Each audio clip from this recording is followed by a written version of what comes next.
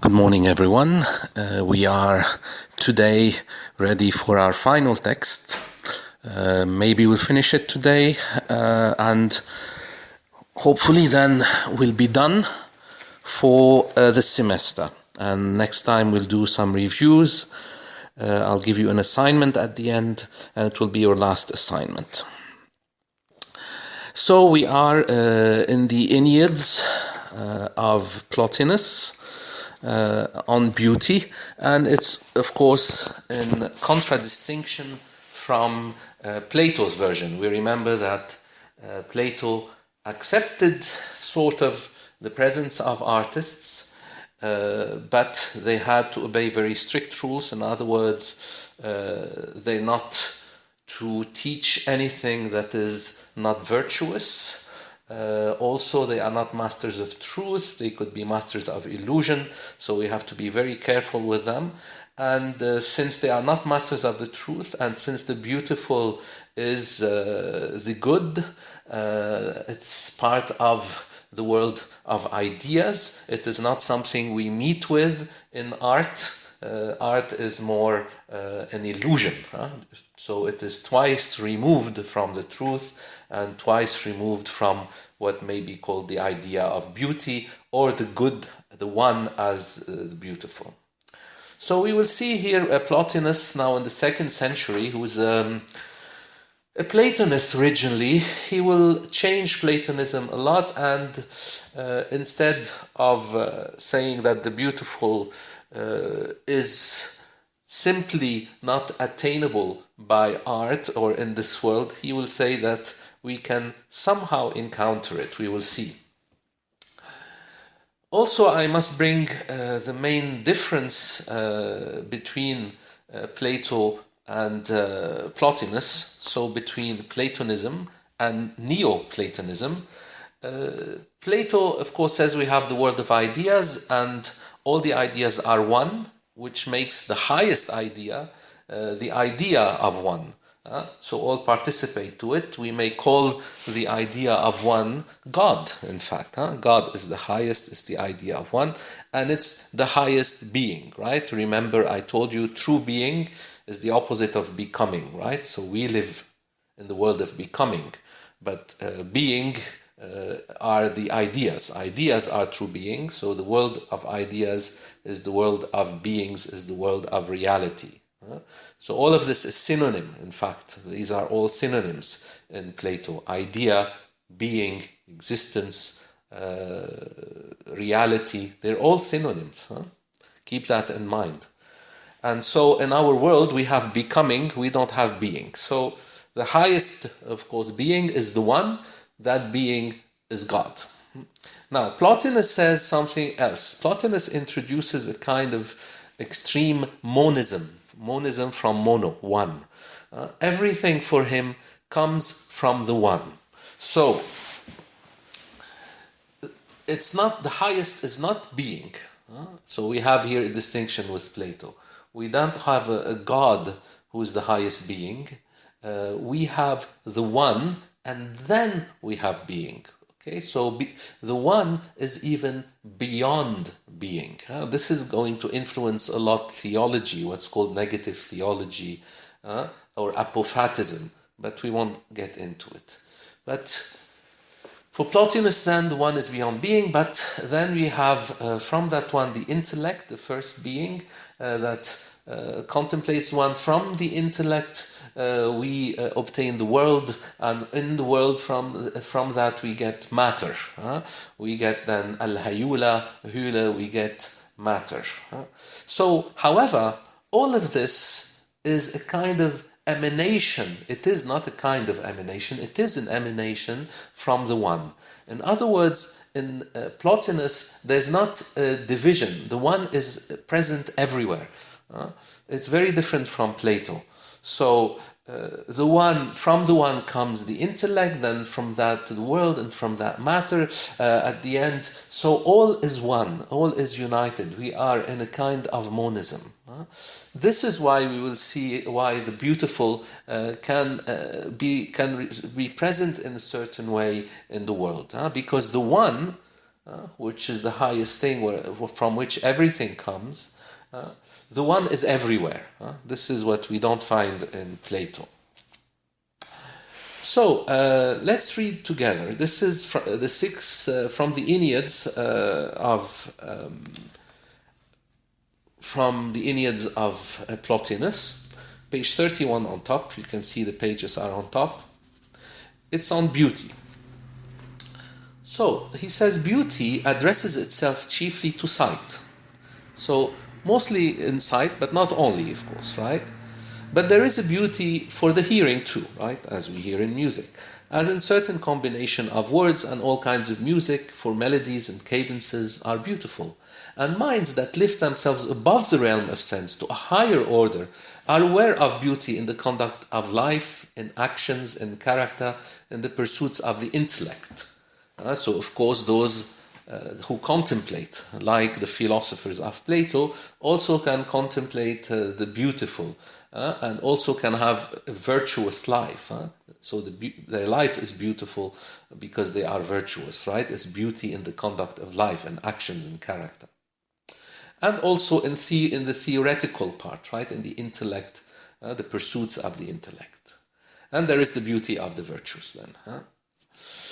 What loftier beauty there may be, yet our argument will bring to light. So we have beauty in many areas, including for sight, for hearing, etc., the senses then, but also in actions, in the way you live your life, then in virtues, if you live your life well, and as you should, and in the pursuits of the intellect, in contemplation, and so on.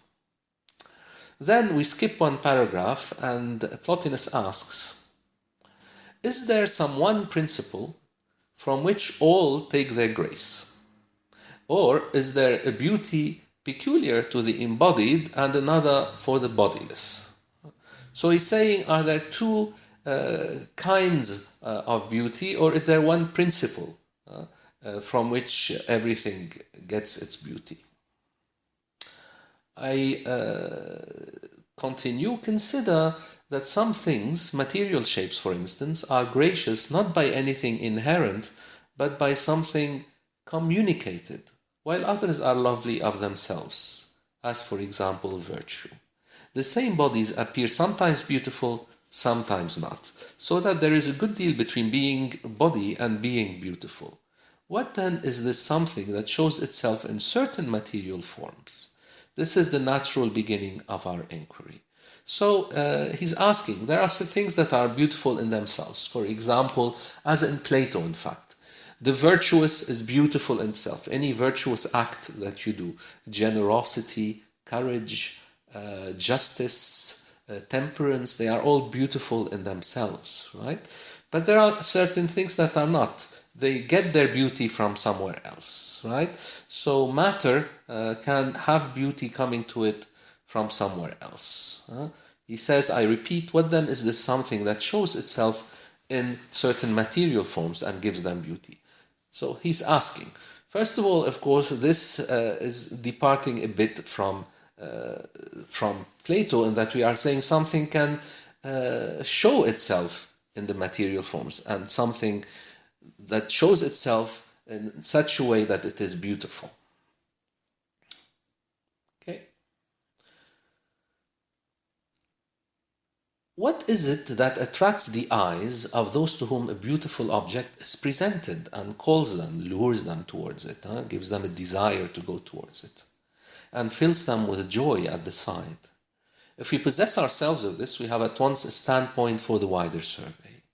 Almost everyone declares that the symmetry of parts towards each other and towards a whole, with besides a certain charm of color, constitutes the beauty recognized by the eye, that in visible things, as indeed in all else universally, the beautiful thing is essentially symmetrical, patterned. So we have something Plotinus is telling us that seems to always apply when we say a material object in front of us that we encounter or we hear or we touch even is beautiful. It is that it is symmetrical. There is a symmetry. There is a good pattern. So all the parts are symmetrical. Okay? So this is one distinction we have. Now he says, but let's think about it. But think about what this means. Only a compound means something that is not one, that is made of several things, can be beautiful. Never anything devoid of parts. And only a whole, the several parts, will have beauty, not in themselves, but only as working together to give a comely total. Yet beauty in an aggregate demands beauty in details. It cannot be constructed out of ugliness. Its law must run throughout. All the loveliness of color, and even the light of the sun, being devoid of parts, and so not beautiful by symmetry, must be ruled out of the realm of the beautiful. Okay? And how comes gold to be a beautiful thing? And lighting by night, and the stars, why are these so fair? In sounds also the simple must be proscribed, though often in a whole noble composition each several tone is delicious in itself. I jump one paragraph, turn to what is attractive in methods of life, or in the expression of thought. Are we to call in symmetry here? What symmetry is to be found in noble conduct? Okay. Next paragraph. What symmetry can there be in points of abstract thought? The symmetry of being accordant with each other, but there may be accordance or entire identity where there is nothing but ugliness. Okay. So, what is he telling us? Well, that what we usually judge to be the criterion of beauty, symmetry, doesn't seem to be the case. Okay?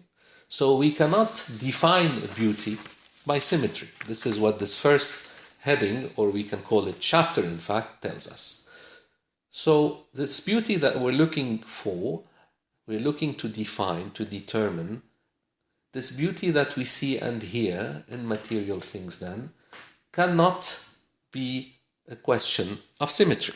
So first, negative determination. So we move on page 32 to the second chapter. He says, let us then go back to the source and indicate at once the principle that gives, bestows means gives, offers beauty on material things. Undoubtedly, this principle exists. It is something that is perceived at the first glance, something which the soul names as from an ancient knowledge, and recognizing, welcomes it, enters into unison with it. Please jump 2 paragraphs. But is there any such likeness between the loveliness of this world and the splendors in the supreme? If we are speaking like Plato, the loveliness of our world here, and that the splendors of the world of ideas. Such a likeness, I continue, in the particulars would make the two orders alike. But what is there in common between beauty here in our world and beauty in that realm of ideas? We hold that all the loveliness of this world comes how? By communion in ideal form, by participation and communion. All shapelessness, ugliness, whose kind admits of pattern and form, as long as it remains outside of reason and idea, is ugly by that very isolation from the divine thought. And this is the absolute ugly. I jump 1 paragraph, but to the next paragraph. But where the ideal form has entered, it has grouped and coordinated what from a diversity of parts was to become a unity. Next paragraph. And on what has thus been compacted to unity, beauty enthrones itself, giving itself to the parts as to the sum. I jump again to end chapter 2. This then is how the material thing becomes beautiful, by communicating in the thought that flows from the divine. So he's telling us now, it's not a question of symmetry, because many things are called beautiful which don't have symmetry, including the soul. So how do we get the beautiful? Well, by participation to the idea of beautiful. And how is that done? By bringing diverse parts into unity and by giving beauty to that unity and to the actual parts themselves. And all this comes because there is a communion between everything that is in the object we are judging as beautiful, we are saying is beautiful, and the idea, the divine thought. Okay, so I reread the conclusion. This then is how the material thing becomes beautiful. It becomes beautiful by communicating in the thought that flows from the divine. So, through communion with the thinking, with the intellect, with the divine intellect, it becomes beautiful. And in the divine intellect, you have the ideas, the ideal forms. So, contrary to Plato, there is a communication of the beautiful on many levels here, as long as the material thing is in communion with the divine thought, we have the beautiful.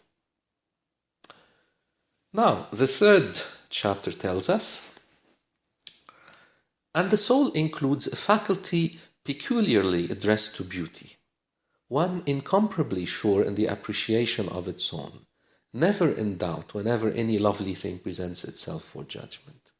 Or perhaps the soul itself acts immediately, affirming the beautiful where it finds something accordant with the ideal form within itself. Jump with me to page 33, line 2.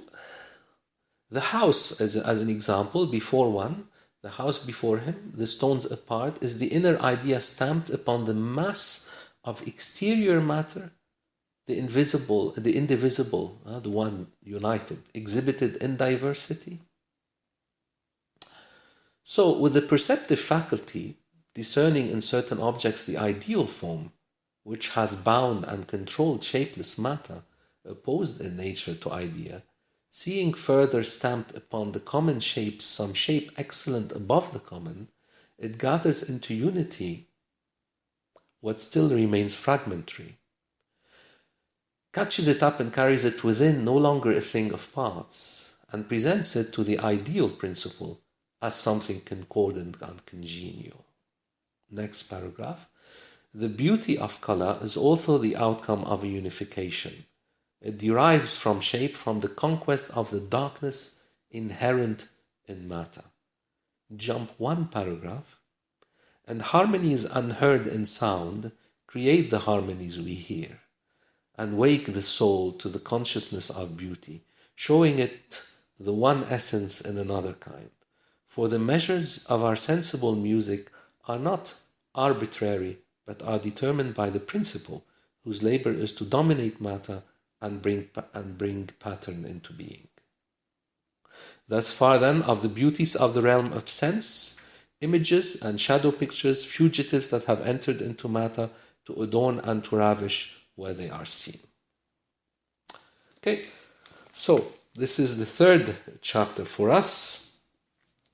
Our soul, if you remember, with Plato, because Plotinus is still a Platonist, our soul, of course, has the intellectual part, the rational part. This part is in connection, especially when it does contemplation, with the realm of ideas, with then the principle, the one that is at the head of all this. Okay. And it is from itself, from remembering what it knew before it was in the body, from remembering what it knew before, that it can recognize in certain things it meets in the world the unity brought about by beauty, okay? By the idea of beauty.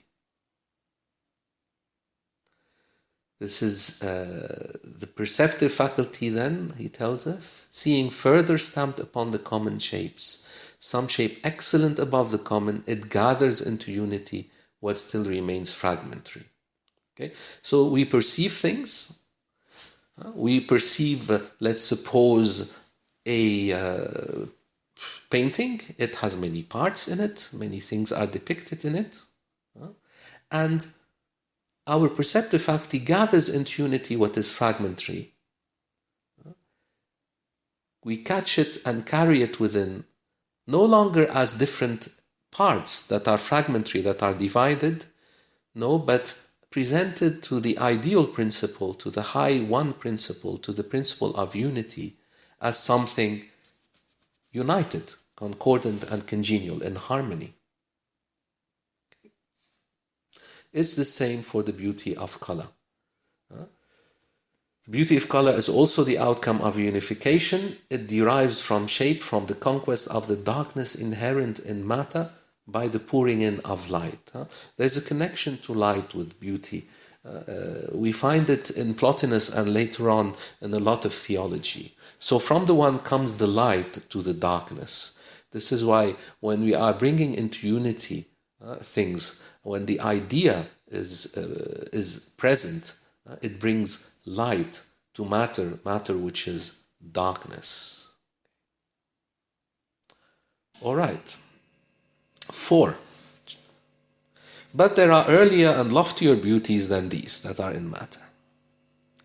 In the sense-bound life, we are no longer granted to know them, but the soul, of course, can know them. Taking no help from the organ, sees and proclaims them. The eye of the soul can see beauties. Such beauties can be the truth, can the contemplation of ideas, and so on.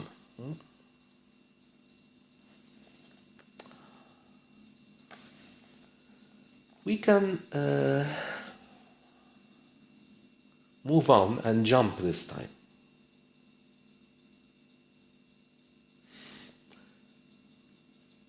Let's go to page 35.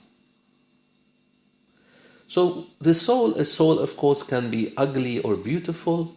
A soul can be beautiful by directing itself to the ideas, to the one, to the intellect, and it can be ugly, non-beautiful by turning itself only to matter. So it needs to be purified, right? This is, I summarized for you what elements you should know from 5. Chapter 6 tells us, for as the ancient teaching was moral discipline and courage in every virtue, not even excepting wisdom itself, all is purification. Jump with me 1, 2, 3 to the third paragraph after that. The soul then, when it's cleaned, thus cleansed, is all idea and reason, wholly free of body, intellective, entirely of that divine order from which the wellspring of beauty rises, and all the race of beauty. Okay. Jump 5 lines. The soul's becoming, and it is just to say that in the soul's becoming a good and beautiful thing is its becoming like to God. For from the divine comes all the beauty and all the good in beings. We may even say that beauty is the authentic existence and ugliness is the principal contrary to existence, primal evil. Next paragraph.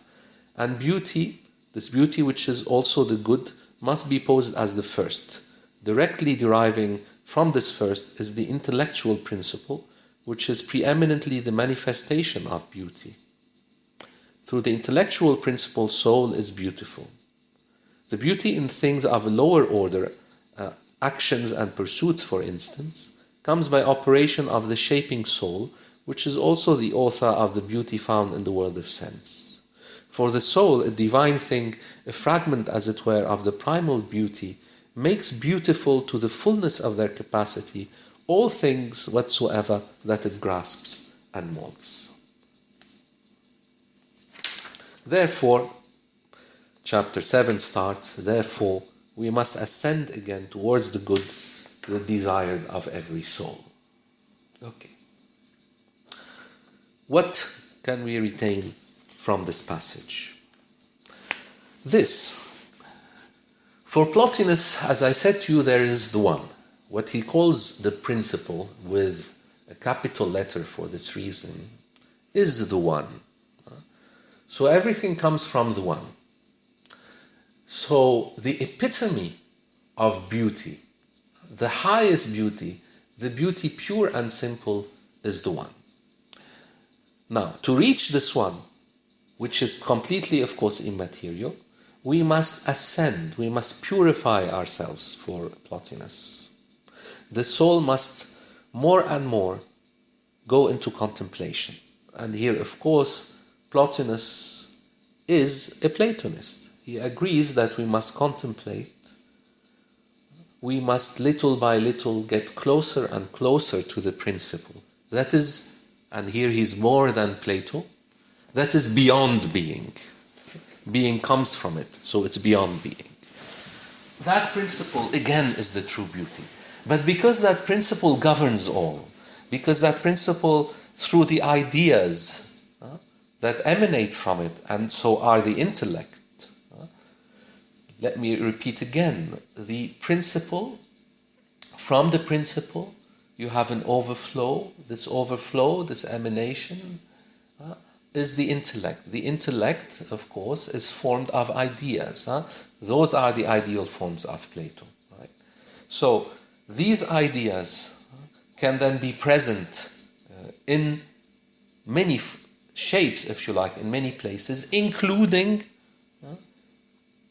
in the material forms. They give light to dark matter. So in this sense, there is beauty also in our encounter with certain material things, contrary to Plato. Okay. So there is one, we have beauty coming from the one. It's the true manifestation of beauty, the highest one. We have the intellectual principle that emanates. There is then, from that intellectual principle, the shaping soul, and this shaping soul gives beauty in the sensual world, sensible world. I repeat again, to summarize this, the one, which is the highest, of course, in beauty, the one gives the intellect, the intellectual principle. From the intellect comes the soul that makes the world. This is why it's called shaping soul. And this shaping soul gives beauty to material things.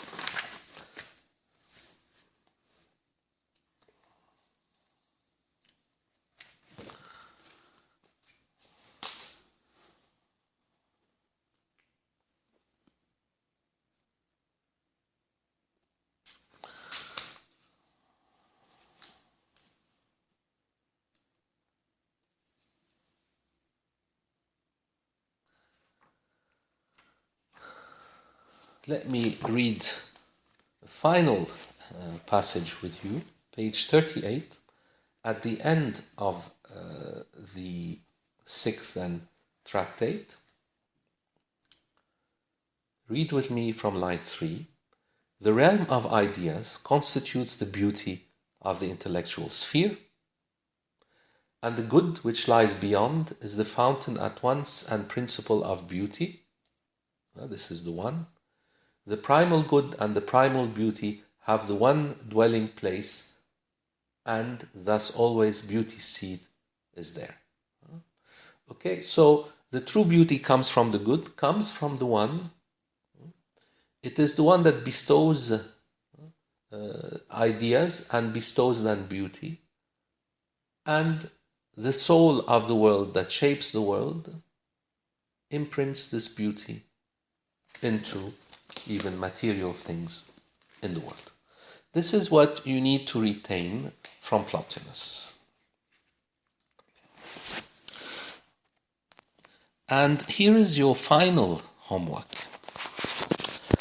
By using Plato and Plotinus, okay? So please just focus on Plato and Plotinus, the two texts, and answer the following question.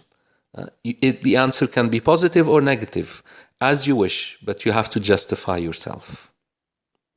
Please answer then this topic question. Should we keep the artists in the Republic? Okay? You know Plato's answer, and I want you to imagine what Plotinus' answer would be.